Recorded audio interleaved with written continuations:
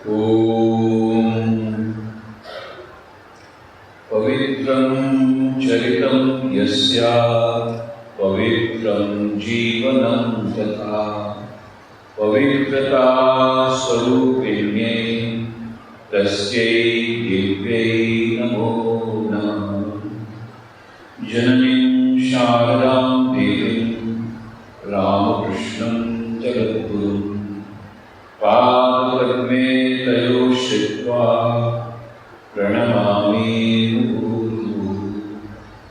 नमः श्री यतिराजाय विवेकानन्दसूरये सच्चे सुखस्वरूपाय स्वामिने तापहारिणे।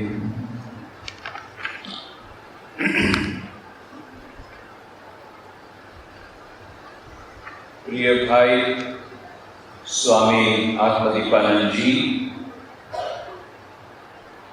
आदरणीय श्री सुरेश भाई कोठारी, अन्य उपस्थित મહેમાનો, સંસ્થાના પ્રાચાર્યશ્રી, પૂર્વ પ્રાચાર્યશ્રી, શિક્ષક ભાઈ બહેનો અને વાલી વિદ્યાર્થીની બહેનો, ફરી એકવાર આ સુંદર પવિત્ર પ્રાંગણમાં આવીને બહુ આનંદની લાગણી અનુભવું છું. હજી માત્ર 2 વર્ષ પહેલાં, લગભગ 2 વર્ષ પહેલાં અહીંયા હું આવ્યો હતો અને બહુ સુંદર આપણે મજા કરી હતી. તમારામાંથી કેટલી બહેનો હાજર હતી? હાથ ઊંચા કરો. ઓ, ધીરે ધીરે હાથ ઊંચા થાય છે. કાંઈ વાંધો નહીં, અડધાથી વધારે બહેનો હતી તો સારું છે. બધાને ત્યારે શું કહ્યું હતું યાદ હશે? લેપટોપમાં લખી રાખ્યું હતું, લેપટોપમાં છે ને હજી સુધી. ત્યારે મેં કહ્યું હતું કે તમે લોકો ખૂબ જ ભાગ્યશાળી છો, ખરેખર ખૂબ ભાગ્યશાળી છો. કારણ કે સફળતા જોઈતી હોય કોઈ પણ ક્ષેત્રમાં એના માટે મનની એકાગ્રતા આવશ્યક છે. પરીક્ષામાં સારા નંબર મેળવવા હોય, ભણવામાં સફળતા જોઈતી હોય, રમતગમતમાં જોઈતી હોય, સંગીતમાં જોઈતી હોય, દરેક ક્ષેત્રમાં આપણે ત્યારે કહ્યું હતું સફળતાનું રહસ્ય છે મનની એકાગ્રતા. અને આપણું મન જેટલું શુદ્ધ થશે એટલું આપણું મન એકાગ્ર થશે, એ પણ વાત કરી હતી. અને બીજી વાત કરી હતી આપણું જીવન જેટલું નિયમિત થશે એટલું આપણું મન એકાગ્ર થશે. અને ત્યારે મેં કહ્યું હતું તમે લોકો કેટલા ભાગ્યશાળી છો કે તમે એક નિયમિત દિનચર્યામાં રહી રહ્યા છો. એટલે તમારા માટે સફળતા અતિ સરળ રીતે તમને પ્રાપ્ત થશે. તમે ચાહો કે ના ચાહો સવારના વહેલું ઉઠવું જ પડશે. તમે ચાહો કે ના ચાહો સમય પ્રમાણે બધું પાલન કરવું જ પડશે. ત્યારે તમને ગમતું હોય કે ન ગમતું હોય, પાછળથી તમને ખબર પડશે કે કેટલી સરસ આપણને આ કેળવણી મળી. અહીંયા પાછળથી તમને આની કિંમત સમજાશે. બહાર જેટલી બહેનો છે એ લોકોને એવું નથી. એ લોકોને પૂછવા ઉઠવાનો ટાઈમ તો શું કે નક્કી નહીં, સુવાનો ટાઈમ નક્કી નહીં, ભણવાનો ટાઈમ નક્કી નહીં, જમવાનો ટાઈમ નક્કી નહીં. પછી એ લોકો આવીને મને પૂછે તો આમી એકાગ્રતા ક્યારે મળશે? હું કહું કઈ નક્કી નહીં. પણ તમારું બધું નક્કી છે એટલા માટે તમારી સફળતા નક્કી છે.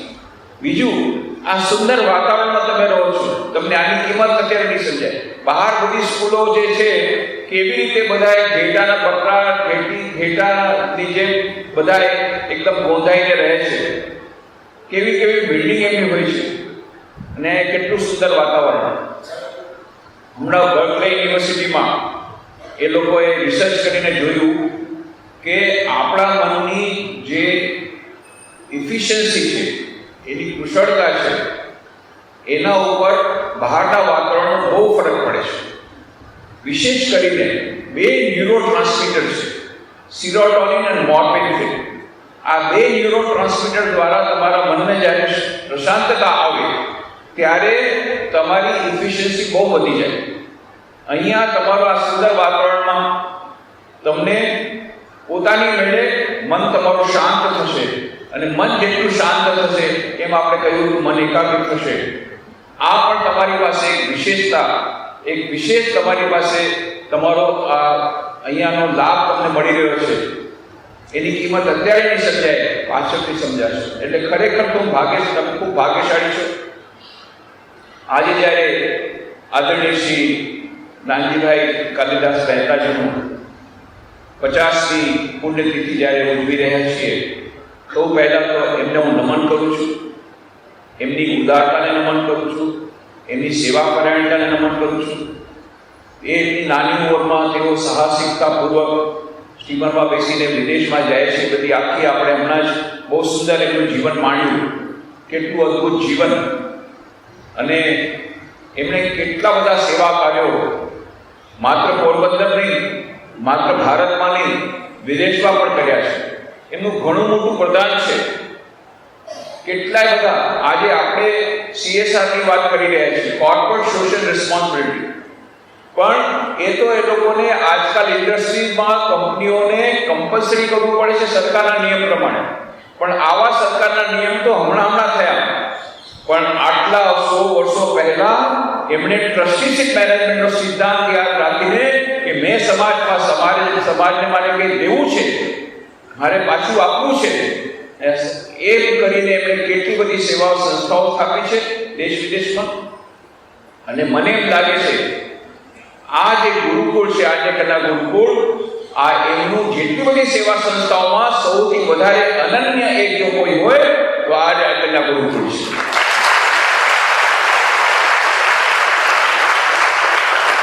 કેમ કે આવતીકાલની નારીઓ એનું ઘડતર અહીંયા થઈ રહ્યું છે. આવતીકાલે જે નારીઓ દેશમાં જે સમસ્ત વિશ્વમાં ક્રાંતિ લાવવાની છે પોતાની આધ્યાત્મિક શક્તિ દ્વારા, જે સ્વામી વિવેકાનંદ ભવિષ્ય વાક્યો એ પ્રમાણે એના પાયા અંદર અહીંયા મંડાય છે. અને આવું મહાન કાર્ય થઈ રહ્યું છે.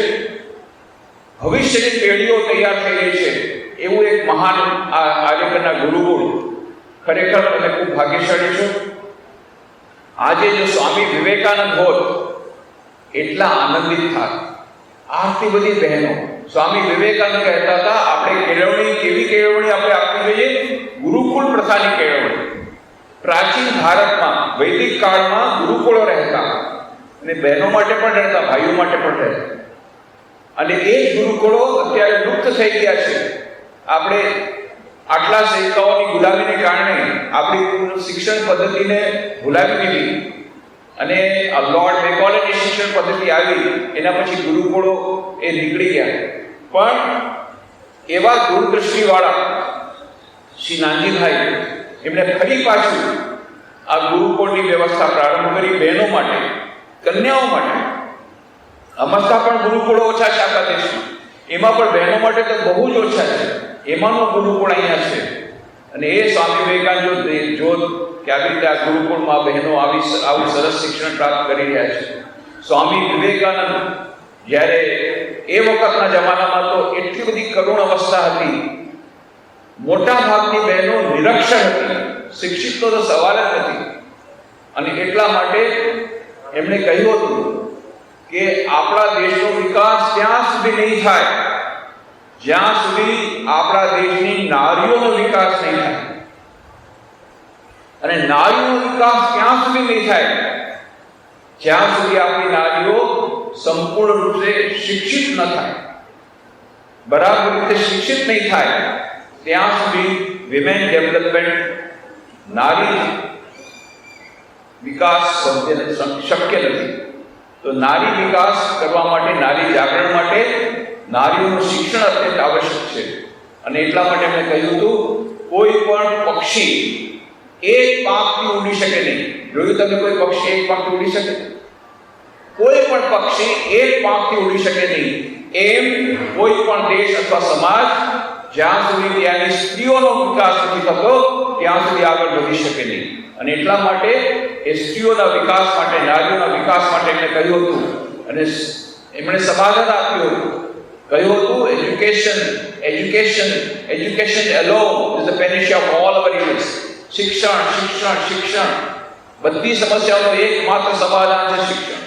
પણ કેવી જાતનું શિક્ષણ?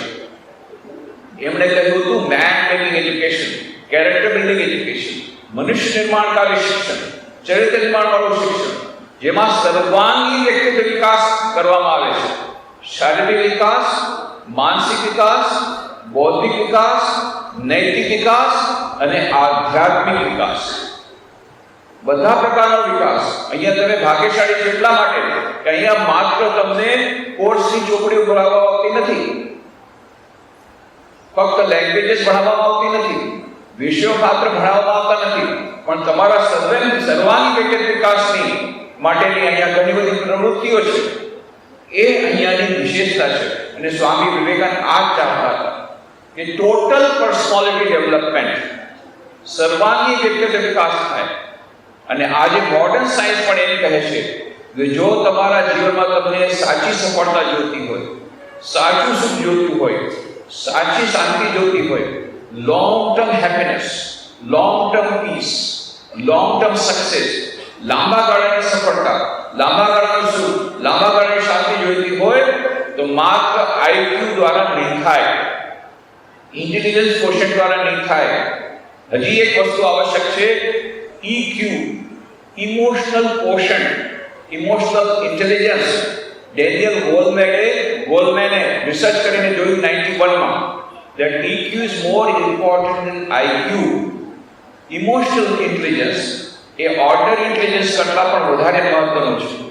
અને હવે જે લેટેસ્ટ ડિસ્કવરી છે મોડર્ન સાયન્સની, latest discovery of modern science is SQ. Dana Zohar Oxford યુનિવર્સિટીના પ્રોફેસર છે, એમણે પુસ્તક લખ્યું છે. પુસ્તકનું નામ છે SQ, spiritual intelligence, the ultimate intelligence. જેમાં તેઓ કહે છે ન્યુરોલોજિકલી, ફિઝિયોલોજિકલી, બાયોલોજિકલી, સાયકોલોજિકલી, from every point of view there is a concluding evidence, there is something called SQ which is the basis of both IQ and EQ. એમણે કહ્યું કે બધી પ્રકારે વૈજ્ઞાનિકો જોયું છે, વિવિધ જે પ્રયોગો કરીને જે તારવ્યા છે, એમણે તારવ્યું છે કે ન્યુરોલોજિકલી પણ ઘણા એક્સપેરિમેન્ટ કર્યા, બાયોલોજિકલી કર્યા, સાયકોલોજિકલી કર્યા, ફિઝિયોલોજિકલી કર્યા. એમ બધું કરીને એમણે જોયું, બધાએ રિસર્ચ દ્વારા એમને ખબર પડી કે એક SQ નામની વસ્તુ છે, સ્પિરિચ્યુઅલ ઇન્ટેલિજન્સ, જેની અત્યાર સુધી આપણે એક માત્ર શાસ્ત્રોમાં વાત થતી હતી કે આધ્યાત્મિક જ્ઞાન માત્ર મનુષ્યોને જ મળી શકે. આપણા શાસ્ત્રો કહ્યું હતું 84 લાખ યોનીઓમાં માત્ર મનુષ્યોનીમાં જ આધ્યાત્મિક જ્ઞાન પ્રાપ્ત કરી શકે. પણ મોડર્ન સાયન્સ શું કહે છે? આધુનિક વિજ્ઞાન કહે છે ના ના ના, 84 લાખ યોનીઓ નથી, 125 લાખ યોનીઓ છે, વધારે અંતર નથી. એ વખતના જમાનામાં ક્લોનિંગ હતું, માઇક્રોસ્કોપ નહોતા, તેમ છતાં કેટલા નજીક હતા. એમણે શું કહ્યું? 84 લાખ યોનીઓ. મોડર્ન સાયન્સ શું કહે છે? ના ના ના, 125 લાખ યોનીઓ. પણ મોડર્ન સાયન્સ પણ એમ જ કહે છે કે IQ બધી યોનીઓ પાસે છે, EQ થોડી યોનીઓ પાસે છે, SQ સ્પિરિચ્યુઅલ ઇન્ટેલિજન્સ માત્ર મનુષ્યોની પાસે છે. એ લોકો પણ એમ જ કહે છે આધ્યાત્મિક SQ સ્પિરિચ્યુઅલ ઇન્ટેલિજન્સ એ માત્ર મનુષ્યોની પાસે છે. મોડર્ન સાયન્સ પણ કહે છે. IQ શું છે? IQ will tell you how to play the game of life.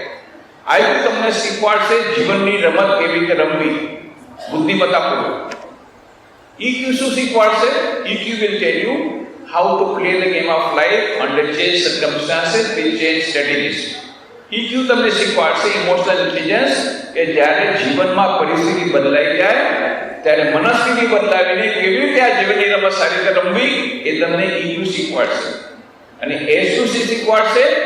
SQ શીખવાડશે કે જીવનની રમત આપણે શા માટે રમી રહ્યા છીએ, જીવનનો ઉદ્દેશ્ય શું છે, શા માટે આપણે પૃથ્વી પર આવ્યા છીએ, ક્યાં આપણે જવાનું છે, મરતા પહેલા આપણે શું એચીવ કરવાનું છે, જેથી મરતી વખતે આપણને ગમ ન રહે અને મેં આ નથી કર્યું, આ નથી કર્યું. આ છે SQ. જીવનનો ઉદ્દેશ્ય શું છે, જીવનનો અંતિમ ધ્યેય શું છે, એ આપણને જે બતાવે એનું નામ SQ. અત્યારે દાના ઝોહાર કહે છે we are unfortunately living in a dumb society. એક એવા જાતના સમાજમાં રહે છે જ્યાં આપણે પોતાનું જીવનનો ઉદ્દેશ જ આપણે ભૂલી ગયા છીએ. આંગણાની જેમ દોડ મૂકીએ છીએ, પૈસા પાછળ દોડ, કેરિયર પાછળ દોડ, બધા દોડ મૂકે છે એકબીજાની પાછળ. જેમ ઘેટાના બકરાની જેમ વાર્તા કરી હતી ને, ઘેટાની વાર્તા કરી હતી, શિયાળની યાદ હશે. આ ઘેટાના બકરાની જેમ એકબીજાની પાછળ જઈએ છીએ. પણ શું છે જીવનનો ઉદ્દેશ એ ક્યારે આપણે વિચારતા નથી. એસટુ આપણને આ શીખવાડે છે. અને આ એસટુનું ટ્રેનિંગ આધ્યાત્મિક જ્ઞાન એ બહુ જરૂરી છે. અને એ આધ્યાત્મિક જ્ઞાન કેવી રીતે મળશે? સ્વામી વિવેકાનંદે રાજયોગના ગ્રંથમાં આખો નિચોડ આપી દીધો, હાઉ ટુ ડેવલપ એસટુ. એ આજકાલના વૈજ્ઞાનિકો પાસે આ નથી, કારણ કે એ લોકો તો આટલું ડિસ્કવર કર્યું કે એસટુ છે, પણ એસટુ કેવી રીતે પ્રાપ્ત થઈ શકે, કયા પેરામીટર્સ પ્રમાણે આપણે જજ કરી શકીએ, હજી એની શોધો ચાલે છે. પણ આપણી પાસે એનો આખો નોહાવ છે. સ્વામી વિવેકાનંદે આખો વેદાંતનો નિચોડ રાજયોગના ગ્રંથમાં એક નાનકડા પેરેગ્રાફમાં આપી દીધો. શું છે એ પેરેગ્રાફ? શું છે? Each soul is potentially divine. The goal of human life is to manifest this divinity within by controlling nature external and internal. Do this either by work or worship or psychic control of philosophy, by one or more or all of these, and be free. This is the whole of religion. Doctrines, dogmas, rituals, temples, churches, mosques are but secondary details. પ્રત્યેક મનુષ્યમાં દિવ્યતા સુસુપ્તપણે રહેલી છે. પ્રત્યેક મનુષ્યમાં, irrespective of caste, creed, color, religion, nationality, દરેક મનુષ્યમાં દિવ્યતા સુસુપ્તપણે રહેલી છે. બાળક હોય કે વૃદ્ધ હોય, ગરીબ હોય કે તબંગર હોય, ઉચ્ચ વર્ણ હોય કે નિમ્ન વર્ણ હોય, દરેક વ્યક્તિમાં, દરેક મનુષ્યમાં આ દિવ્યતા સુસુપ્તપણે રહેલી છે. મનુષ્ય જીવનનું લક્ષ્ય છે અંતર્નિહિત આ દિવ્યતાને અભિવ્યક્ત કરવી. એ કેવી રીતે થઈ શકે? બાહ્ય અને અંતર પ્રકૃતિને વશીભૂત કરીને. એ કેવી રીતે થઈ શકે? 4 ઉપાય છે: રાજયોગ, ધ્યાન, ભક્તિયોગ, પ્રાર્થના, જ્ઞાનયોગ, ચિંતન અને કર્મયોગ, સેવા, નિસ્વાર્થ સેવા. આ ચારે જ આપણા જીવનમાં આવે તો એનું જ આપણે પાલન કરીએ. એટલા માટે તમે જોશો કે તમારે અહીંયા પણ તમને ખબર નથી પડતી એવી રીતે તમારું એસટુ ડેવલપ થઈ ગયું છે. કારણ કે આ બધી વસ્તુઓ અહીંયા છે. પ્રાર્થના કરાવે છે, ધ્યાન કરાવે છે, દરરોજ હવન થાય છે, અને સાથે સાથે આ સેવા કરવાની ભાવના પણ તમારામાં લાવવામાં આવે છે, અને સારા સદગ્રંથોનું અધ્યયન થાય છે. આ બધું શેના માટે? જેથી તમારો સર્વાંગી વ્યક્તિત્વ વિકાસ થાય, આઈક્યુ, ઈક્યુ, એસટુ ત્રણેય ડેવલપ થાય. એ સર્વાંગી વ્યક્તિત્વ ડેવલપ થાય એટલા માટે એ થાય છે. જ્યારે સ્વામી વિવેકાનંદ અમેરિકામાં ભાષણ આપતા હતા, ભારતીય આધ્યાત્મિક સંસ્કૃતિ, એમને ગૌરવની વાત કરી કે અમારી ભારતીય સંસ્કૃતિ કેટલી મહાન છે, ભારતનું વેદાંતનું જ્ઞાન કેટલું મહાન છે. આ બધી એમણે વાતો કરી. એક સન્નારી ઊભા થઈ ગયા, સ્વામી, you are boasting too much of your Indian spiritual culture, but why your country is backward today? તમે આટલી બધી મોટી વાતો કરો છો, બણગા ફૂંકો છો તમારી વેદાંતના જ્ઞાનની, આધ્યાત્મિક સંસ્કૃતિની, તો તમારો દેશ કેમ પાછળ રહી ગયો છે આજે? ત્યારે સ્વામી કીધું, યસ, આઈ રિયલાઇઝ, આઈ એકનોલેજ. એમણે કહ્યું કે હા, વાત સાચી છે, અમારો દેશ પાછળ રહી ગયો. પણ એનું કારણ અમારી સંસ્કૃતિ નથી, એનું કારણ અમારું વેદાંત નથી. જ્યાં સુધી અમે વેદાંતના જ્ઞાનને પોતાના જીવનમાં વ્યવહારમાં લાવ્યા હતા, ત્યારે આ ભારત સમસ્ત વિશ્વનો ગુરુ હતો, સમસ્ત વિશ્વ ગુરુ હતો ભારત. સોને કી ચિડિયા કહેવાતો, દરેક ક્ષેત્રમાં ભારત મહાન હતું. પણ જ્યારથી અમે આ વેદાંતનું જ્ઞાન જીવન વ્યવહારમાં લાવવાનું બંધ કર્યું, ત્યારથી અમારી અવનતિ થઈ. અને ખાસ કરીને જ્યારે વિદેશથી આક્રમણો થયા, એના પછી 2 મહાન પાપ અમે કર્યા અમારા દેશમાં. આ 2 મહાન પાપની સજા રૂપે અમારો દેશ નીચે પડી ગયો છે. કયા 2 મહાન પાપ જેનો આપણે પ્રાયશ્ચિત કરીને આપણે આગળ વધવું પડશે? 2 મહાન પાપ એમણે કહ્યું. 1, નેગ્લેક્ટ ઓફ ધ માસીસ, સાધારણ આમ જનતાની ઉપેક્ષા, અને બીજું એટ્રોસિટીઝ ઓન વિમેન, નારીઓ પરના અત્યાચાર. મોડેથી તો આપણે કહ્યું હતું, આપણા શાસ્ત્રમાં શું કહ્યું હતું? યત્ર નાર્યસ્તુ પૂજ્યન્તે રમન્તે તત્ર દેવતા. જ્યાં નારીઓની પૂજા કરવામાં આવે છે ત્યાં દેવતા પ્રસન્ન થાય છે. જ્યાં સુધી આપણે આ વાક્યને વળગી રહ્યા, જ્યાં સુધી આપણા દેશમાં ગાર્ગી, મૈત્રેયી જેવી નારીઓ હતી અને એમને સન્માન દેવામાં આવતું હતું, સમકક્ષ હતા, સમકક્ષ સન્માન દેવામાં આવતું પુરુષોની સાથે, ત્યાં સુધી આપણા દેશમાં. પણ જ્યારે આપણે આ બંધ કરી અને નારીઓ પર અત્યાચાર શરૂ કર્યા ત્યારથી આપણી અવનતિ શરૂ થઈ. અને એટલા માટે ફરી પુનઃ આપણે નારીઓને સન્માન દેવું પડશે, શક્તિનો પુનરુદ્ધાર કરવો પડશે. જ્યાં સુધી શક્તિનો પુનરુદ્ધાર નહીં થાય કોઈ પણ દેશ, કોઈ પણ સમાજ શક્તિના જાગરણ આગળ વધી શકે નહીં. સ્વામી વિવેકાનંદજી પોતાના ગુરુભાઈ સ્વામી શિવાનંદજીને પત્રમાં લખે છે, ભાઈ તમે લોકો હજી સુધી સમજી નહીં શકો શા માટે આપણો દેશ પાછળ નીકળી, તમને ખબર છે? કારણ કે અહીં શક્તિની અવહેલના થાય છે. ત્યાં અમેરિકામાં અને બીજા દેશોમાં શક્તિની બીજી રૂપે પૂજા થાય છે, તેમ છતાં તેઓ આટલા આગળ વધી ગયા. અને જો શક્તિની દેવી રૂપે એને પૂજા કરવામાં આવશે જેમ પહેલા થતું તો આ દેશ ક્યાંનો ક્યાં આગળ વધી જશે. તો હું જાણું છું કે સમસ્યા આપણા દેશની શું છે. ફરીથી આપણે આ શક્તિનું જાગરણ કરવું પડશે. અને પછી એમણે લખે છે પત્રમાં કે આપણા આ યુગમાં ફરીથી માં શારદા દેવીનો આવિર્ભાવ થયો છે આ શક્તિને જાગૃત કરવા માટે. અને એમને કેન્દ્ર કરીને ફરી આપણા દેશમાં ગાર્ગી અને મૈત્રેયી જેવી નારીઓ જન્મ લેશે અને ફરી પાછું આપણને આપણા દેશને આગળ વધારશે. અને એટલા માટે એમણે કહ્યું હતું, માટે માં શારદાને કેન્દ્ર કરીને નારીના ઉત્થાન માટે હું પહેલા નારીઓ માટે મઠ ખોલવા માંગુ છું. પહેલા માં એમની દીકરીઓ, પછી પિતા એમના દીકરાઓ.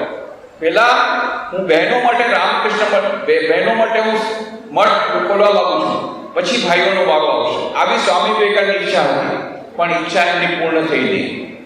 1902માં માત્ર 39 વર્ષની વયે એમણે મહાસમાધિ લીધી, પણ એમણે રામકૃષ્ણ મઠની સ્થાપના કરી નાખી. 1857માં જ્યારે અમેરિકાથી પાછા ફર્યા, આ જે પત્ર હું વાત કરું છું 1894માં એમણે અમેરિકાથી લખ્યો હતો. 1857માં જ્યારે પાછા ફર્યા ત્યારે એમણે રામકૃષ્ણ મિશનની સ્થાપના કરી. શારદા મઠની સ્થાપના તો બહુ પછીથી થઈ. એમનું જે સપન બહુ પછીથી પૂરું થયું. શારદા મઠ બહેનો માટે અલગ સંસ્થા છે, જેમ ભાઈઓ માટે, સંન્યાસીઓ માટે રામકૃષ્ણ મઠ મિશન છે, એમ ત્યાં શારદા મઠ મિશન છે બહેનો માટે. એમનું પણ હેડક્વાર્ટર કલકત્તા છે. જેમ રામકૃષ્ણ મઠ મિશન હેડક્વાર્ટર કલકત્તા, એ લોકોનું પણ હેડક્વાર્ટર કલકત્તા. એ લોકોની ઘણી બ્રાન્ચીસ છે. ત્યાં પણ નિયમ સેમ છે, 26 વર્ષથી નાની ઉંમર હોવી જોઈએ, ગ્રેજ્યુએટ હોવા જોઈએ, અને આખું જીવન બ્રહ્મચારી તરીકે રહેશે, અને સેવા આત્માનો મોક્ષાર્થમ જગત હિતાય છે, પોતાનો મોક્ષ જગતની સેવા કરતા કરવું, આ બધા એમના આદર્શ છે. એ જ પણ સ્વામી વિવેકાનંદના વિચારો પ્રમાણે એ બહેનોના મઠ સાથે રામકૃષ્ણ મઠનો કોઈ સંબંધ નહીં, કોઈ કરતા કોઈ સંબંધ નહીં. આ પહેલી વાર વિશ્વના ઇતિહાસમાં એવું થયું છે કે એક નારી ધર્મગુરુ બની રહેશે. એ લોકો પોતે શારદા મઠની સંન્યાસીનો, એની એક બ્રાન્ચ વલસાડમાં પણ છે, તમે જોઈ શકો છો. એ શારદા મઠની સંન્યાસીઓ મંત્ર દીક્ષા આપી શકે અને સંન્યાસ દીક્ષા પણ આપી શકે. એ લોકો ઇન્ડિપેન્ડન્ટ છે. ત્યાં ક્રિશ્ચિયન લોકો તો અત્યારે બધી ત્યાંની બહેનો ફાઇટ કરી રહી છે, નન્સ. એ લોકોને મંત્ર દીક્ષા દેવાનો અધિકાર નથી, બેપ્ટિઝમનો કોઈ અધિકાર નથી, ઇનિશિએશન સંન્યાસ દીક્ષા દેવાનો કોઈ અધિકાર નથી. એ લોકો એના માટે ફાઇટ કરી રહ્યા છે, હજી સફળ થયા નથી. વેટિકનમાં એ લોકો ઘા નાખી રહ્યા છે. રોમન કેથોલિકમાં, એંગ્લિકન ચર્ચે માત્ર સ્વીકાર કર્યો છે કે બહેનો, નન્સ પણ બિશપ બની શકે, પણ હજી સુધી એ રોમન કેથોલિઝમમાં આ પરમિટેડ નથી થયું. પણ સ્વામી વિવેકાનંદની દૂરદૃષ્ટિ જો, તેમણે પહેલેથી કહ્યું હતું બહેનોનો મઠ સ્વતંત્ર રહેશે અને સ્વાધીનતા રહેશે એ શારદા મઠની. એટલે શારદા મઠની સંન્યાસીનીઓ બ્રહ્મચર્ય દીક્ષા આપે છે, સંન્યાસ દીક્ષા આપે છે, મંત્ર દીક્ષા આપે છે. ઓરો ઇન્ડિપેન્ડન્ટ મઠ છે, એ લોકો પોતે લીડર બની રહી છે એ સંન્યાસીનીઓ શારદા મઠની. આ સ્વામી વિવેકાનંદ જે વિમેન એમ્પાવરમેન્ટ આપણે કરી રહ્યા છે, પણ ત્યાં સ્વામીજી પોતે કરીને ગયા અને આ બધું આખું પ્લાન લઈને ગયા. નારીઓ માટે દિવસ રાત તેઓ ચિંતન કરતા. સિસ્ટર ક્રિશ્ચન કહે છે, for days and days together, day and night use to think about women. Women development, women empowerment, એના માટે દિવસ રાત ચિંતન કરતા. આપણને આશ્ચર્ય થાય, એક સંન્યાસી હોવા છતાં આ બહેનોની દુર્દશા માટે આટલા બધા આંસુ શા માટે વહેવડાવે છે? શા માટે આટલું રડે છે? શા માટે દિવસ રાત આ નદીઓનો વિકાસ થાય એના માટે ચિંતન કરે છે? આપણને એ પ્રશ્ન આપણા મનમાં જાગે છે. આજે હું તમને રહસ્ય ઉદ્ઘાટન કરું છું. એ રહસ્ય હું તમને કહું છું. શા માટે સ્વામી વિવેકાનંદ એક સંન્યાસી હોવા છતાં બહેનો માટે, નારીઓ માટે આટલું બધું વિલોપાત કરતા, આટલું બધું વિચારતા, દિવસ રાત કેવી જાતની નારીઓ થશે, કેવી જાતનો આદર્શ થશે, કેવી જાતનું શિક્ષણ થશે, એ દિવસ રાત વિચારતા. એનું રહસ્ય હું આજે તમને બતાવું છું, કારણ કે પુસ્તકોમાં તમને આ નહીં મળે. સ્વામી વિવેકાનંદ અમેરિકા જતા પહેલા સમસ્ત ભારતનું પરિભ્રમણ કર્યું. એમાં સૌથી વધારે સમય ગુજરાતમાં કાઢ્યો. પોરબંદરમાં અહીંયા આ ભોજેશ્વર બંગલામાં 4 મહિના રહ્યા, એ તો બધાને ખબર છે. આ પરિવ્રાજક અવસ્થામાં જ્યારે ફરતા હતા ત્યારે સ્વામી વિવેકાનંદે પોતાના નજરની સામે એ વખત જે ધર્મની સ્થિતિ હતી, દુર્દશા હતી, ધર્મ આચાર વિચારમાં આવી ગયો હતો, રસોડામાં ભરાઈ ગયો હતો, આધ્યાત્મિકતા નામની કોઈ વસ્તુ નહોતી, બાહ્ય આડંબરમાં આપણો ધર્મ ફસાઈ ગયો હતો, અને બહેનોની બહુ જ કરુણ દશા એમણે પોતાને નજરે સામે જોઈ હતી. અને ગરીબો અને કચડાયેલા વ્યક્તિઓની દુર્દશા આપણે પોતે જ જોઈ હતી. અને જ્યારે તેઓ પરિવ્રાજક રૂપે ફરતા હતા, સૌથી પહેલા કલકત્તાથી તેઓ ગયા વારાણસીથી તે ગયા હિમાલયમાં અલ્મોડા નામની જગ્યા છે. અલ્મોડામાં તેમણે વિચાર કર્યો, હું એક ગુફામાં જઈશ અને જ્યાં સુધી મને અને હંમેશા હું સમાધિ અવસ્થામાં રહીશ. આવા સંકલ્પ સાથે તેઓ અલ્મોડામાં હિમાલયની ગુફામાં તપસ્યા કરવા ગયા. પણ કોણ જાણે કેમ એમનું મન અત્યંત બેચેન થઈ ગયું. એ ગુફામાં રહી શક્યા નહીં અને તરત જ અલ્મોડા પાછા આવ્યા. બદ્રી શાહના ઘરે હતા, એ ઘરે પાછા આવ્યા ત્યારે એમને ખબર પડી શા માટે એમના મનમાં આટલી બધી બેચેની આવી ગઈ હતી. ત્યાં જઈને જોયું, એમના માટે ટેલિગ્રામ આવ્યો હતો. ટેલિગ્રામમાં શું હતું? એ વખતના જમાનામાં તો આ કંઈ ઇન્ટરનેટ નહોતું કે કોઈ વોટ્સએપ નહોતા કે મોબાઈલ નહોતા, ટેલિફોન પણ બહુ મુશ્કેલથી મોટો ટ્રંક કોલ.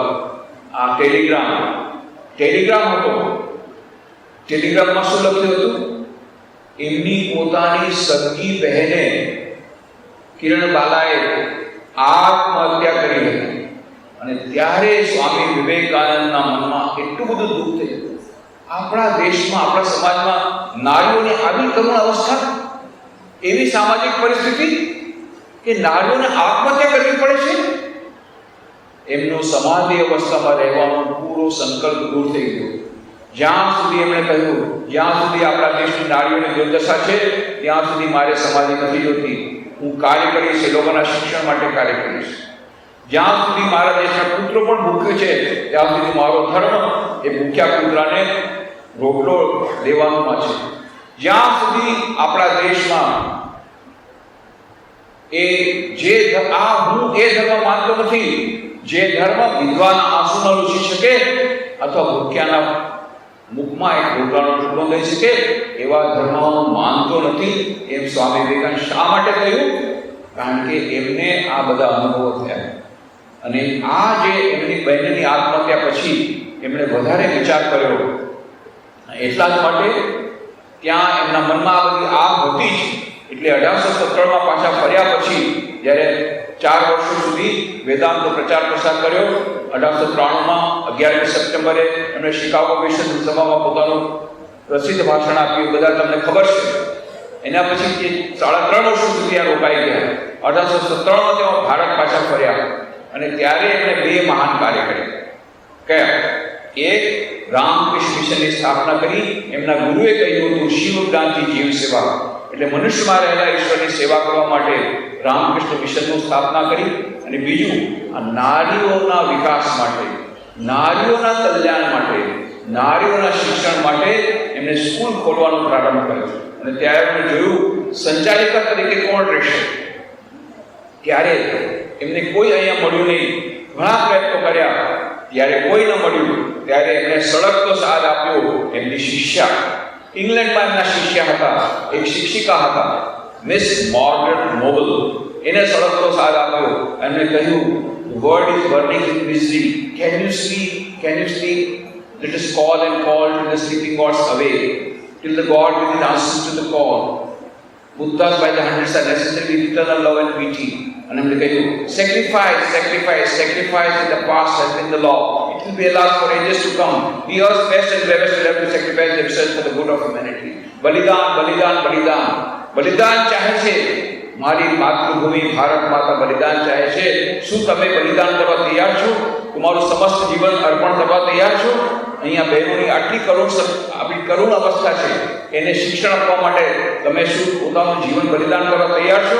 તો તમે આવો અને મારા કાર્યમાં સહાય કરો. અને તરતો તરત મિસ માર્ગરેટ નોબલે જહાજ લીધું અને આવ્યા અને પોતાનું સમસ્ત જીવન ભારતની નારીઓના શિક્ષણ માટે નિવેદિત કરી દીધું. એટલે સ્વામી વિવેકાનંદજીએ જ્યારે એને બ્રહ્મચર્ય દીક્ષા આપી એનું નામ આપ્યું નિવેદિતા. સિસ્ટર નિવેદિતાનું જીવન તમે વાંચો. પાછલા વર્ષે એની 150મી જયંતિ ઉજવાઈ ગઈ. સિસ્ટર નિવેદિતાની આખા દેશમાં, વિશ્વમાં ઉજવાઈ ગઈ.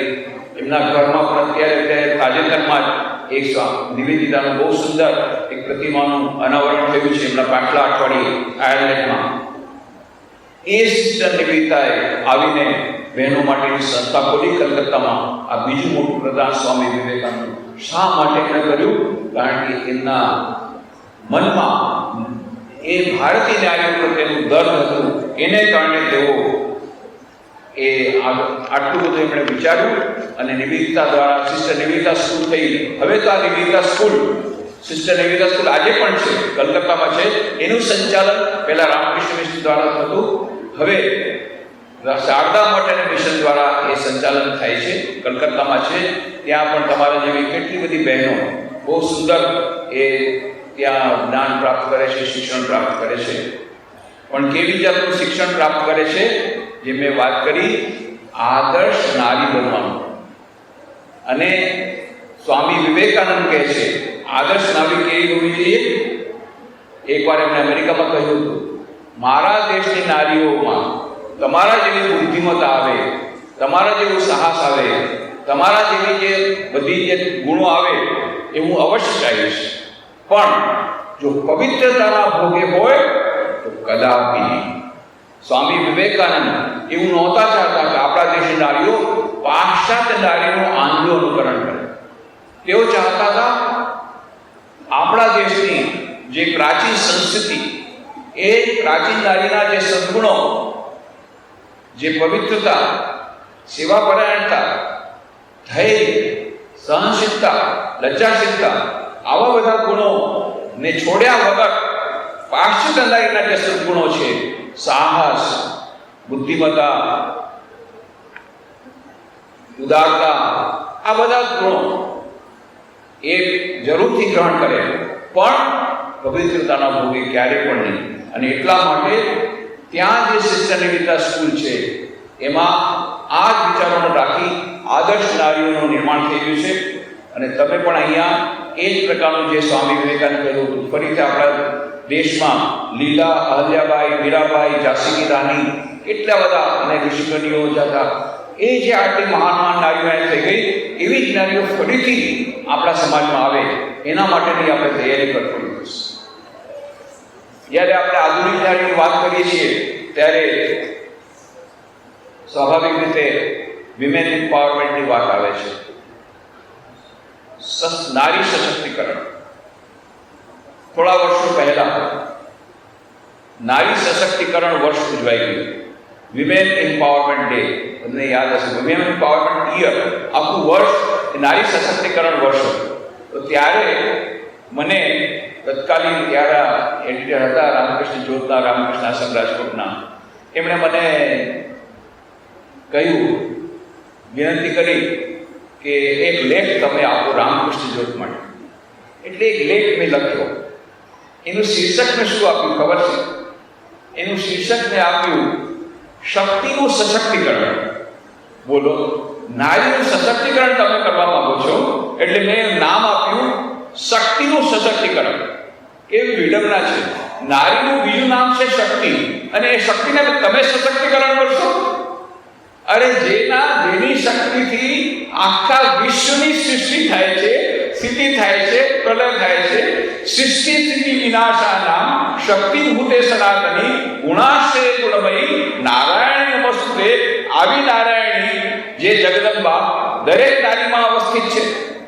આપણા શાસ્ત્રો કહે છે, દુર્ગા સપ્તશતી એમાં શું લખ્યું છે કે વિદ્યા સમસ્તા તવ દેવી ભેદા સ્ત્રીય સમસ્તા સકલા જગત્સુ. આ દેશમાં જે આ વિશ્વમાં જેટલી નારીઓ છે, હે દેવી તમે એના વિવિધ રૂપ છો.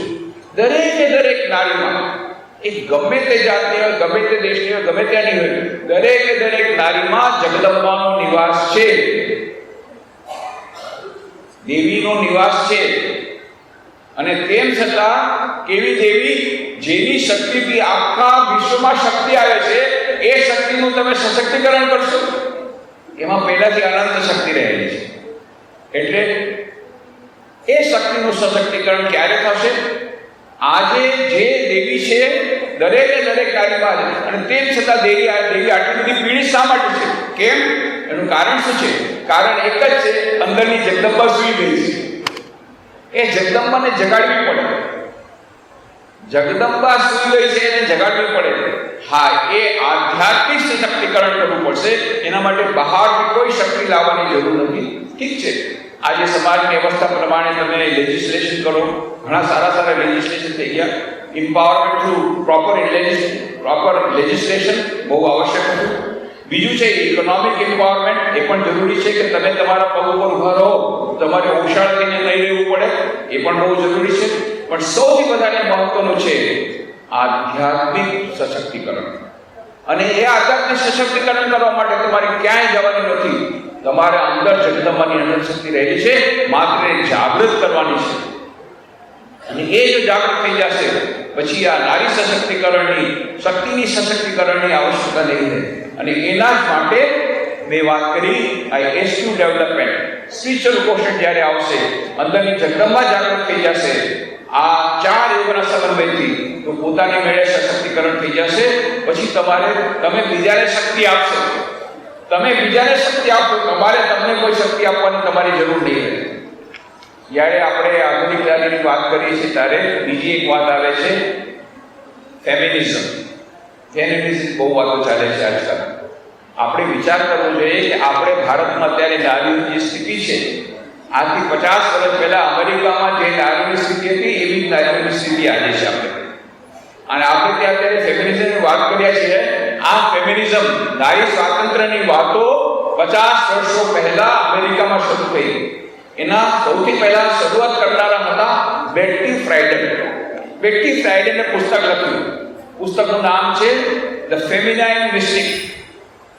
અને એમના ફેમિનાઇન મિસ્ટિકમાં એ બેટ્ટી ફ્રાઇડે લખે છે, અરે આપણે નારીઓ આપણો જન્મ શું રસોડામાં ગુંધાઈ રહેવા માટે થયો છે?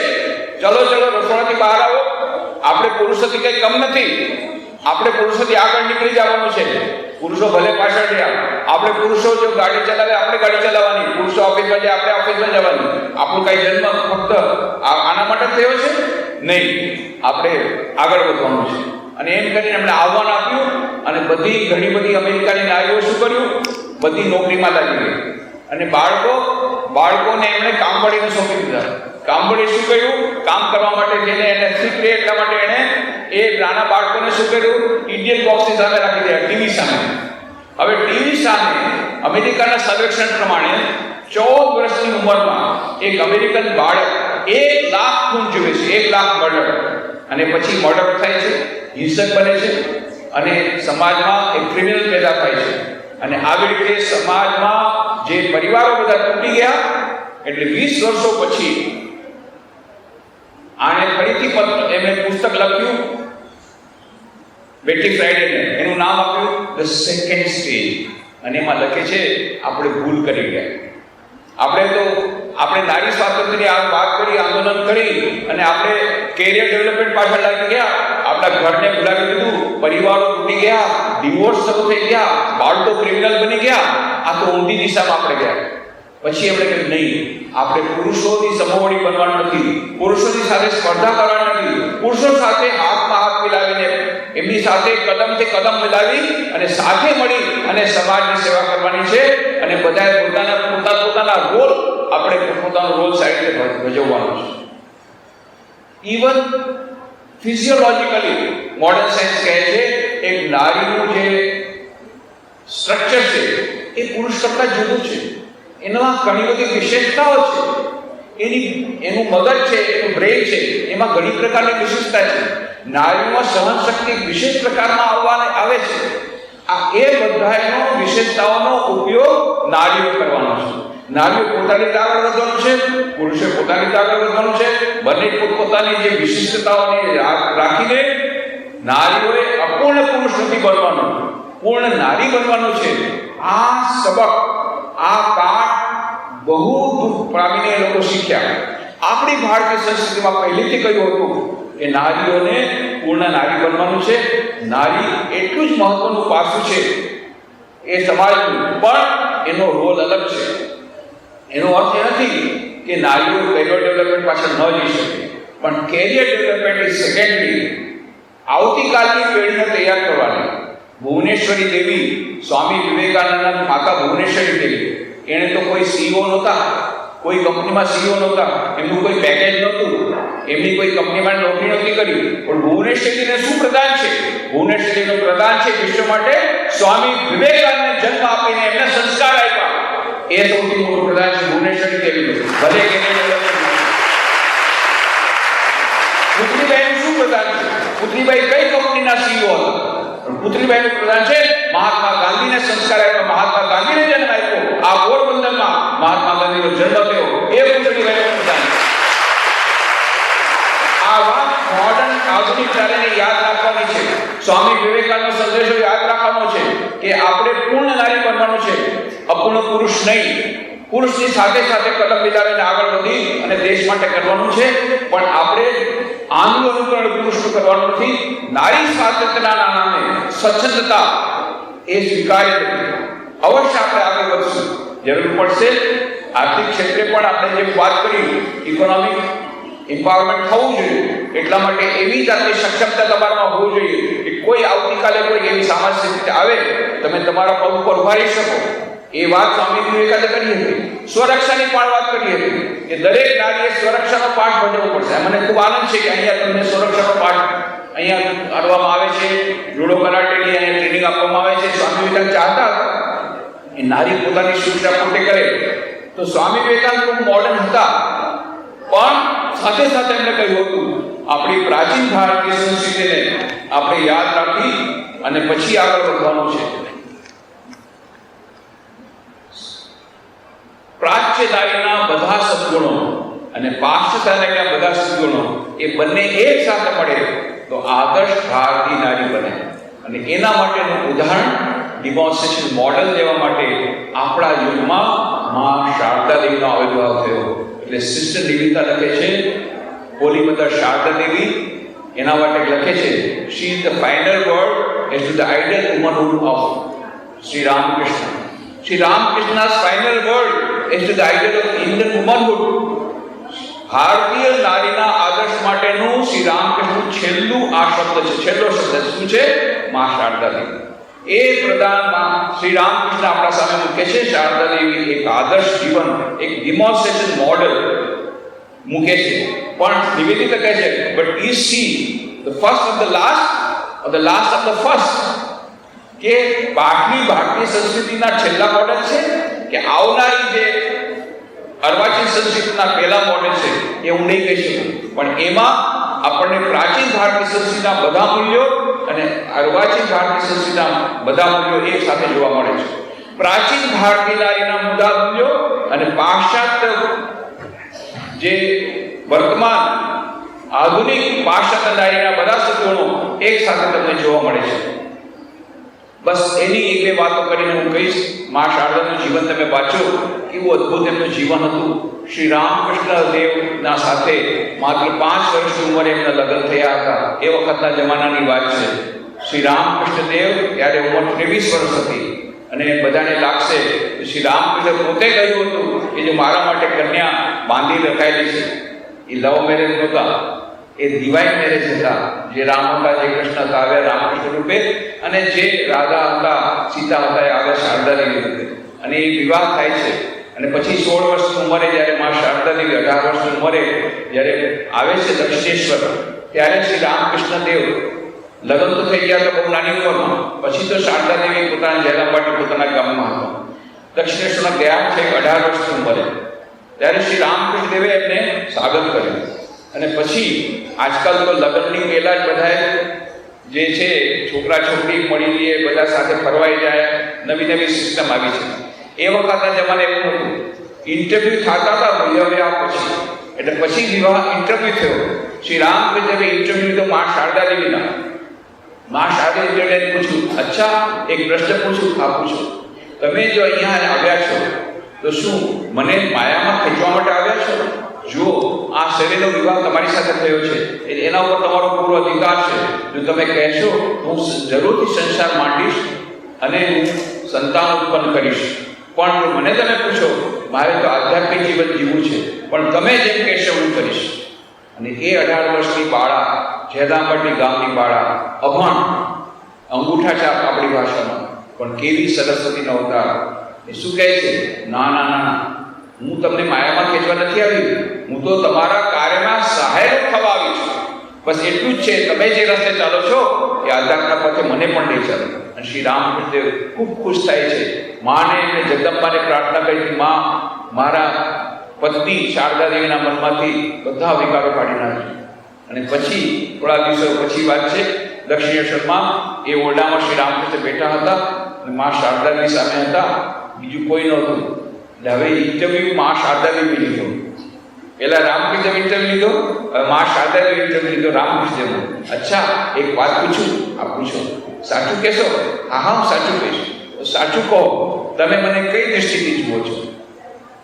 શ્રી રામકૃષ્ણ સાચું કહું, જે માં ત્યાં મંદિરમાં છે, એટલે કે માં ભવતારિણી, માં કાળી, એનું મંદિર દક્ષિણેશ્વર, જે માં ત્યાં મંદિરમાં છે, જે માં નવદખાનામાં છે, એમની પોતાની માં ગર્ભધારિણી માં ચંદ્રાદેવી, એ નવદખાના જતા હતા. જે માં ત્યાં મંદિરમાં છે અર્થાત ભવતારિણી, જે માં ત્યાં નવદખાનામાં છે અર્થાત ચંદ્રાદેવી, એ જ માં મારી સામે બેઠા છે. સાચું કહું છું, હું તમને સાક્ષાત જગદંબા રૂપે જોઉં છું. આ સુધી કોઈ પતિએ પોતાની પત્નીને આટલું સન્માન આપ્યું નથી. અને મોડેથી કહ્યું એટલું જ નહીં, 5મી જૂન 1872ના રોજ પરિહાણી કાળી પૂજાના દિવસે શ્રી રામકૃષ્ણ દેવે પોતાના ઓરડામાં પૂજાનો પૂરો બંદોબસ્ત કર્યો. પણ આસન પર કોઈ મૂર્તિને ન પધરાવી, આસન પર પોતાની પત્ની માં શારદા દેવીને બેસાડ્યા.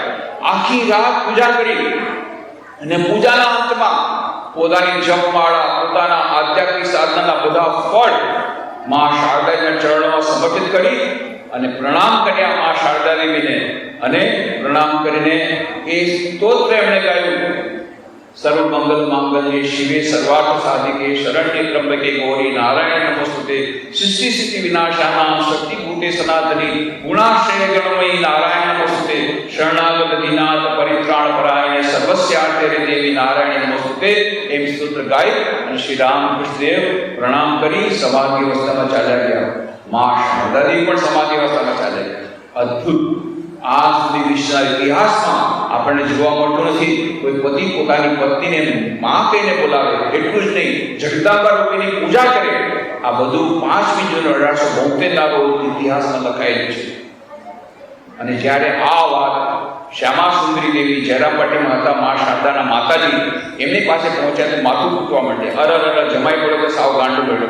અત્યાર સુધી પોતાની પત્નીને માં કહીને બોલાવતો હતો, હવે તો પૂજા કરી નાખી. અરે મારી દીકરી શારદાને, મારી દીકરી શારદાને વિચારીને માં કહેવા વાળું કોઈ નહીં. કેમ? અને પોતાની પત્નીની પૂજા કરી એટલે હવે તો સંસાર માણશે નહીં, અને મારી પત્નીને, મારી બેટી શારદાને કોઈ સંતાન થશે નહીં, મારી દીકરી શારદાને કોઈ મામા કહેવા વાળું નહીં રહે, એમ કરીને રડવા માંડ્યા. શ્રી રામકૃષ્ણને જ્યારે ખબર પડી, એમણે કે સાસુમાં ચિંતા કરો માં, તમારી દીકરીને પાછળથી એટલા લોકો મામા બોલાવશે કે હેરાન પરેશાન થઈ જશે. અને ખરેખર એમ થયું. શ્રી રામકૃષ્ણ દેવના 16મી ઓગસ્ટ, હમણાં 16મી ઓગસ્ટ ગઈ. 16મી ઓગસ્ટના રોજ શ્રી રામકૃષ્ણદેવે 1886માં એમણે મહાસમાધિ લીધી. એના પછી બધા જેટલા રામકૃષ્ણદેવના શિષ્યો, સ્વામી વિવેકાનંદ, સ્વામી બ્રહ્માનંદ, સંન્યાસી શિષ્યો, એમના ભક્તો, ગૃહસ્થ ભક્તો, આ બધા મા શારદાને પોતાની મા માનવા માંડ્યા. અને પછી સ્વામી વિવેકાનંદ અમેરિકાથી લાવ્યા એમને વિદેશી શિષ્યાઓ, સિસ્ટર નિવેદિતા, મિસ મેઘલાઓ, મિસ સોલીકુલ, આ બધા પણ મા શારદાને પોતાના મા માનવા. અને માએ બધાને ગ્રહણ કર્યા. વિચાર કરો, એ ઓર્થોડોક્સ બ્રાહ્મણ હતા. બ્રાહ્મણ વિદ્વાના એ વખતે એટલા બધા નિયમો કડક હતા, તેમ છતાં મા શારદાને બધા નિયમો કડક મૂકીને કેટલા મોડર્ન હતા, આધુનિક માનસવાળા. એમણે નિવેદિતાને ભેટી પડ્યા અને એમને પોતાના હાથથી ખવડાવ્યું. એટલું જ નહીં, એ વખતના બધા બંધોને પાર ગયા. મુસલમાન ડાકુ અમજદ એને એમણે કહ્યું, જેમ શરત મારો દીકરો છે સ્વામી શારદાનંદજી શરત મહારાજ, એમ જ આ અમજદ એ પણ મારો દીકરો છે. અમજદ એટલે અમજદ ડાકુ મુસલમાન. મા શારદા દેવીનું હૃદય એટલું વિશાળ હતું, કોઈ પણ આધુનિક નારીથી પણ વધારે વિશાળ એનું હૃદય હતું. અને બુદ્ધિમત્તા કેવી હતી એને એક જ ઉદાહરણ લઈ અમારી વાણીને પૂરી કરીશ. સ્વામી વિવેકાનંદ બેલુર મઠમાં હતા અને ત્યારે અચાનક પ્લેગ થયો અને પછી બધા છોડવા માંડી ગયા કલકત્તા. ત્યારે એમણે એલાન કર્યું કે અમે લોકો કોઈ છોડતા નહીં, બેલુર મઠ છોડતા નહીં, કલકત્તા છોડતા નહીં. અમે લોકો રાહત કાર્ય કરશું મોટા પાયે અને બધાને અમે લોકો કઈ ચિંતા કરવાની જરૂર નથી. એમના ગુરુભાઈ કે તમે એલાન તો કરજો પણ આપણી પાસે પૈસા નથી, રાહત કાર્ય કેવી રીતે કરશું? સ્વામી કહે શું વાત કરો છો? આ બેલુર મઠની જમીન મેં લીધી છે, એ જમીન આપણે વેચી મારશું, એના પૈસાથી આપણે રાહત કાર્ય કરશું. અરે આપણે તો સંન્યાસીઓ છીએ, આપણે ઝાડ નીચે રહી જશું, આ જમીન વેચી મારશું. હવે સ્વામી વિવેકાનંદ ગુરુભાઈ એ લોકો બધા ચિંતામાં પડી ગયા. 12 વર્ષની મહેનત પછી માંડ જમીનનો ટુકડો મળ્યો. આટલું બધું પૈસા અમેરિકામાં જઈને સ્વામીજીએ આટલું બધું માંડ પૈસા એકઠા કરીને આ જમીનનો ટુકડો લીધો, જેમાં રામકૃષ્ણ મઠ મિશનનું હેડક્વાર્ટર થવાનું છે. હેડક્વાર્ટરની જમીન જાય તો પછી રામકૃષ્ણ મિશન બંધ થઈ જાય. હવે પણ સ્વામી વિવેકાનંદ કહે કોણ? કારણ કે શિવ અવતાર સ્વામી વિવેકાનંદ, આશુતોષ અને રુદ્ર સ્વરૂપ ધારણ કરે તો પછી કોઈની ખેલ નથી એની સામે જવાના. એટલે કોઈને સાહસ થયું નહીં. પછી શું કર્યું? ગયા હાઈકોર્ટ. હાઈકોર્ટ એટલે મા શારદા દેવી. મા શારદા દેવી બધાને હાઈકોર્ટ. મા શારદા દેવી રિમોટ કંટ્રોલ કરતા હતા રામકૃષ્ણ મઠ મિશન, એમના હાથમાં હતું. મા શારદા દેવીને કહ્યું એટલે મા શારદાને દરેક સ્વામી વિવેકાનંદ બધા કે બેટા નરેન, મેં સાંભળ્યું છે તું આ જમીન મઠની જમીન વેચી દેવા માંગે છે. હા માં, મારાથી આ લોકોનું દુઃખ સહન નથી થતું અને અમારા પૈસા નથી આવતા, એટલે મેં વિચાર કર્યો છે અમે તો સંન્યાસી છીએ, વૃક્ષ નીચે લઈ જશું અને આ જમીન વેચી મારશું, એનાથી અમે રાહત કાર્ય કરશું. ત્યારે માં તો બેટા તમે લોકો તો રામકૃષ્ણના શિષ્ય છો, તમે આટલી બધી કઠોરતા કરી શકશો, પણ આ જે રામકૃષ્ણ મિશન, આ બેલુર મઠ, એ તો માત્ર તમારા માટે નથી, હજી તો સેંકડો વર્ષો સુધી આ સંસ્થા ચાલશે. મારા બીજા કેટલા સંતાનો સંન્યાસી રૂપે આવશે, એ લોકોને તો તમારી જેમ કઠોરતા નહીં કરી શકે, તપસ્યા નહીં કરી શકે. એ લોકોને ટાઈમ ટુ ટાઈમ ખાવા જોશે, એ લોકોને જમવાનું જોશે, ભોજન જોશે, સુવાની વ્યવસ્થા જોશે. એમને ખબર હતી નિખિલેશ્વર અને આત્મનિપાલન આ બધા આવશે અને એ લોકોને ટાઈમ ટુ ટાઈમ ખાવાનું જોશે, ઘંટી વાગે જમવાનું જોશે, સુવાનું જોશે. આ બધું માને ખબર હતી કે બેટા નરેન, તું તો તમે લોકો તો તપસ્યા કરી શકશો, મારા બીજા સંતાનો જે આવશે અને તું તો એક રાહતકારીની વાત કરે છે. અરે કેટલા હજારો રાહતકારીઓ પછીથી રામકૃષ્ણ મિશન દ્વારા કરશે, પણ રામકૃષ્ણ મિશન જો બંધ થઈ જશે તો કોઈ રાહતકારી નહીં થાય. અને પછી જુઓ, મા શારદા દેવી અભણ હતા, અંગૂઠા છાપ હતા, પણ એમની બુદ્ધિ કેવી! શ્રી રામકૃષ્ણ કહેતા સાક્ષાત સરસ્વતીનો અવતાર છે. મા શારદાને શું કહ્યું? લીગલ પોઈન્ટ પાડ્યો. સ્વામી વિવેકાનંદ પૂછે છે નરેન, આ જમીન કોની છે? માં, એ તો મેં ટ્રસ્ટના નામે કરી દીધી છે. તો ટ્રસ્ટની જમીન છે તો ટ્રસ્ટીને પૂછ્યું છે? એના ટ્રસ્ટીને પૂછ્યું નથી. તો ટ્રસ્ટીને પૂછ્યા વગર તું જમીન કેવી રીતે વેચી શકે? હા વાત સ્વામીજી કાન કર્યો. હા એ તો વાત છે. અને આ ટ્રસ્ટ તો મને હમણાં મળી ગયા છે, એ લોકો જમીન વેચવાના મૂળમાં નથી. એટલે સ્વામી વિવેકાનંદને આ જમીન વિષયનું માંડી પડ્યું. નહીં તો આજે રામકૃષ્ણ, આજે અમે ન હોત, રામકૃષ્ણ ન હોત અને આપણે એ બેઠા ન હોત, તમારી સામે હું બેઠો ન હોત, અમે રામકૃષ્ણ જોડાતા. પણ મા શારદાએ બચાવ્યું અમને. એમની કેટલી દૂરદર્શિતા, કેવા આધુનિક માનસવાળા હતા. પ્રાચીન ભારતીય નારીના બધા ગુણો અને પાસ્ટ ધારેલા સદગુણો એમાં મળે છે. માં શારદાનું જીવન વાંચો, સિસ્ટર નિવેદિતાનું જીવન વાંચો, આદર્શ નારીનો આદર્શ શું હોઈ શકે એની તમને ખબર પડશે. છેલ્લી વાત, સ્વામી વિવેકાનંદે ભવિષ્ય કર્યું. સ્વામી વિવેકાનંદ ભવિષ્ય હતા નહોતા, યુગ દ્રષ્ટા હતા. એમણે જે વાતો કરી બધી સાચી પડી છે. 1857 એમણે કહ્યું હતું 50 વર્ષની અંદર ભારત સ્વાધીન થશે, પણ અંધારી રીતે યુદ્ધ કર્યા વગર. ત્યારે કોઈ વિચાર પણ નહોતો કર્યો કે યુદ્ધ કર્યા વગર કોઈ દેશ રાષ્ટ્ર એ આઝાદ થઈ શકે. ગાંધીજી તો 1915 આવ્યા, અસહયોગ આંદોલન પછી શરૂ થયું, પણ 1857 સ્વામી વિવેકાનંદે કહ્યું હતું અંધારી રીતે આપણો દેશ આઝાદ થશે 50 વર્ષની અંદર. અને ઠીક 50 વર્ષો પછી 1947 આપણો દેશ આઝાદ થઈ ગયો. ઠીક 50 વર્ષો પછી દેશ આઝાદ થયો. સ્વામીજી જે વાત કરી એ બધી સાચી પડી છે. હજી એક વાર એમણે કરી સાચી પડવાની બાકી છે, ધીરે ધીરે સાચી પડી રહી છે. એમણે કહ્યું હતું India shall conquer the whole world by spiritual culture. Bharat સમસ્ત વિશ્વ પર વિજય પ્રાપ્ત કરશે પોતાની આધ્યાત્મિક સંસ્કૃતિ દ્વારા. સમસ્ત વિશ્વને બચવું હશે, ભારતના ચરણમાં બેસવું પડશે, કારણ કે ભારત પાસે આધ્યાત્મિક સંસ્કૃતિ છે. આ મટીરિયલિઝમમાંથી, આ ભૌતિકવાદમાંથી બચાવશે કોણ? કન્ઝ્યુમરિઝમ, ઉપભોક્તાવાદ આટલો બધો આવી ગયો છે જેને કારણે લોકો આત્મહત્યા કરી રહ્યા છે. બચાવશે માત્ર ભારતીય આધ્યાત્મિક સંસ્કૃતિ.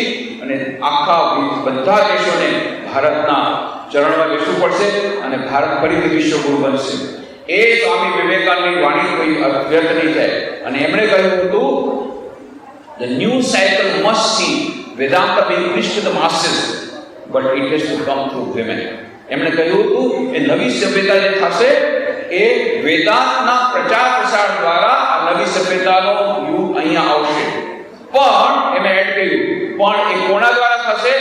નારીઓ દ્વારા આ કાર્ય થશે, ભારતીય નારીઓ દ્વારા. એ થવાનું હજુ બાકી છે. આટલી મોટી જવાબદારી તમારા ઉપર સ્વામી વિવેકાનંદ નાખી છે.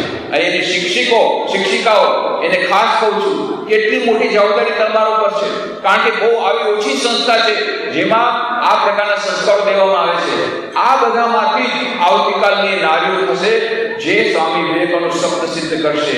ભારતીય આધ્યાત્મિક સંસ્કૃતિ દ્વારા એક નવી સભ્યતાનો ઉલ્લેખ થશે અને એ વેદાંતના પ્રચાર પ્રસાર દ્વારા.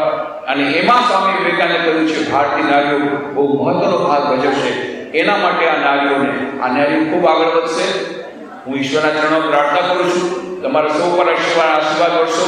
તમે બધી રીતે પરીક્ષામાં તમને સારા નંબર મળે, પરીક્ષામાં સફળતા મળે, જીવનમાં સફળતા મળે, જીવનમાં સુખ શાંતિ મળે, બધી રીતે તમારો સર્વાંગી વ્યક્તિત્વ વિકાસ થાય. અને પછી એ આધ્યાત્મિક શક્તિથી શક્તિમાન થઈને આ સમાજમાં ક્રાંતિ લાવો, દેશને આગળ વધારો, સમસ્ત વિશ્વમાં એક નવી સભ્યતા લાવવાની છે. એના માટે તમે તૈયાર થઈ જાઓ. એવી જાતની શક્તિ ભગવાન તમને આપે, તમારા પર આશીર્વાદ વર્ષો, ભગવાનના ઈશ્વરના આશીર્વાદ વર્ષો, એવી એમના ચરણોમાં પ્રાર્થના કરીને અને તમારી સૌની અંદર જે દિવ્ય ચેતના વિરાજમાન છે એને પ્રણામ કરીને મારી વાણીને વિરામ આપું છું. હરિ ઓમ.